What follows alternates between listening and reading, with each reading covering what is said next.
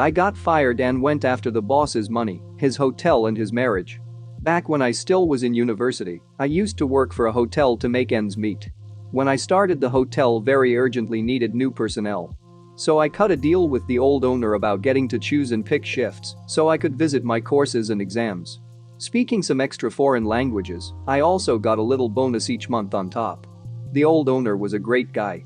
He owned multiple hotels, so I rarely saw him. But when he was in the house, he always made a point to have drinks with the staff, chat with us, and if we were free, he even invited those of the front desk to fancy restaurants who were not on shift. Fast forward. I had worked in the hotel for a few years now and was nearing the completion of my studies. So it wouldn't have been an eternity until I had to quit anyway. As I was of course more interested to work in my field of study. As part of my deal with the old owner, I mostly chose to work night shifts, allowing me to visit my courses at university during the day. To make up for my privileges, I had picked up the habit of doing some extra work in the dead of night other shifts would normally have to do, when I, on contrast, could have sat around and stared at the walls. People were grateful for the help in the beginning. And we became a rather tight-knit group. But over time people rotated in and out.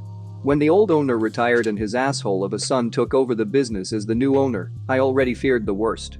The new owner didn't like me very much. I never found out the exact reason for that one.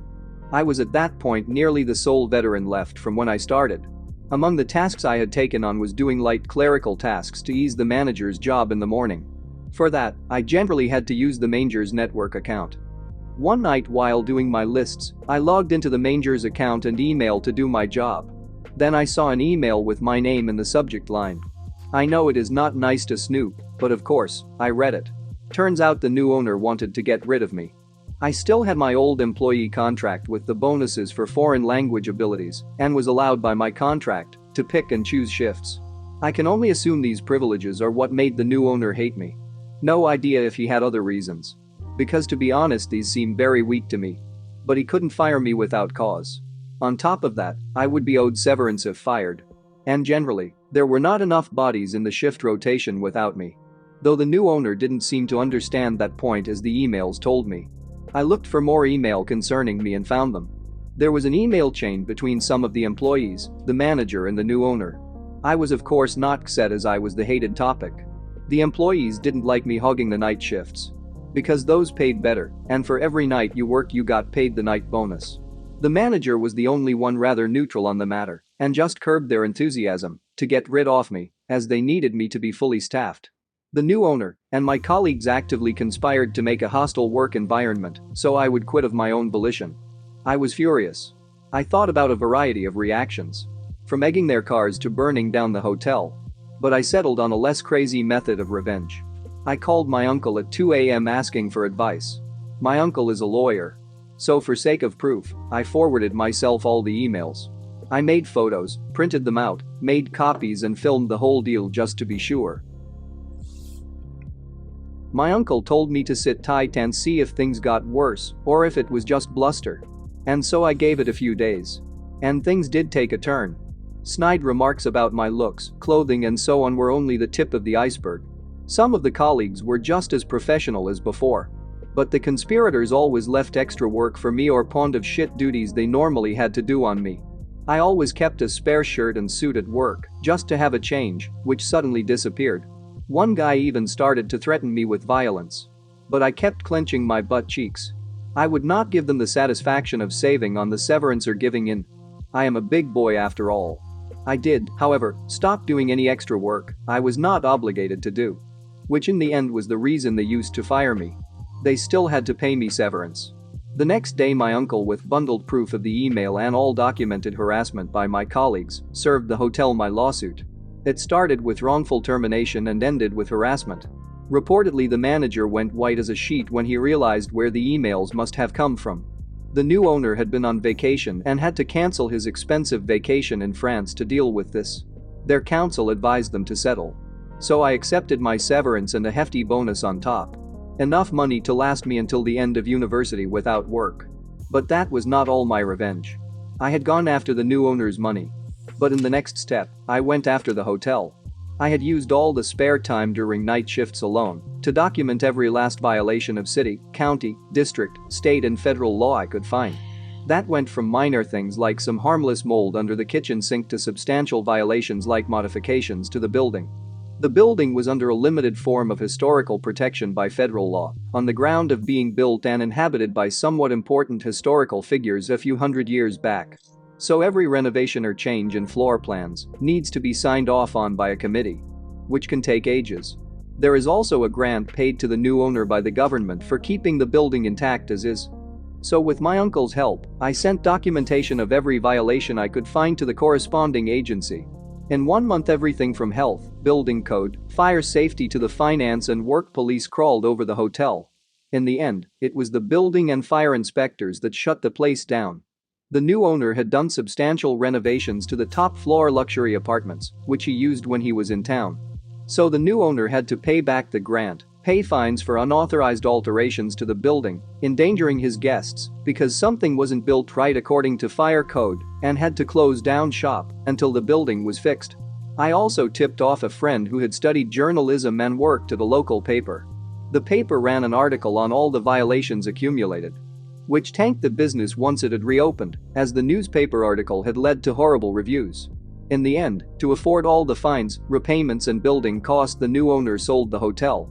As the cherry on top, all the assholes who had tried to harass me out lost their job. Granted, the people who didn't do anything to me lost their jobs too, but didn't do anything to stand up for me or help me either. So I don't feel too much remorse, and the revenge cherry on top was that the new owner, whenever he was in town, used to bring home escorts, which in my country is not illegal. But he was married. It took some doing to get that information to the new owner's wife. But one of my former colleagues, who had quit before this had all happened, had her email. So I let her know what the new owner was up to when he was out of town. I don't know what exactly happened, but they did divorce in the end. Make of that what you will. TLDR. New boss dislikes me. I wait until I get fired to sue him for encouraging other employees to make my life miserable, so I'd quit. I take my severance and a hefty settlement. Then I send proof and a list of violations that the hotel is not up to code to the according agencies. The hotel gets shut down. To pay for fines and to get it back up to code, hotel needs to be sold. Asshole colleagues lose their jobs. Lastly, I know boss cheated on his wife with escorts, which I let the wife know. Marriage blew up. Don't announce your engagement at someone else's wedding, or this might just happen to you. Last summer I was at a cousin's wedding.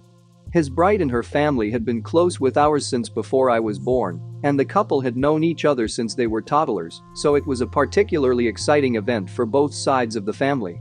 However, after the ceremony was over and the party had only just started, one of the bridesmaids decided to announce her own engagement. The attention was immediately taken away from the newlyweds and brought to the bridesmaid, who I'll call Sarah, and her equally smug fiancé. My cousin's wife, I'll call her Emma, didn't make a scene or utter a single negative word about Sarah. She looked like she was on the verge of tears, but she kept grinning and acted very happy for the other couple. This was unusual, as Emma is typically quite confrontational and speaks her mind no matter the consequences. Sarah later picked Emma to be the maid of honor at her own wedding, which took place last weekend. I wasn't there for it, but my cousin sent me some of the best bits on Snapchat and explained the whole situation. This is where the fun begins. Emma's two much younger sisters were the flower girls at Sarah's wedding. At the very last moment, Emma switched out the white petals in their baskets to blue ones she had secretly brought with her. She told her sisters not to say anything about it or let the bride see them until it was time to scatter them down the aisle. Sarah looked very confused upon seeing the blue petals, which didn't coordinate whatsoever with her theme, but of course she didn't say anything about it in the moment.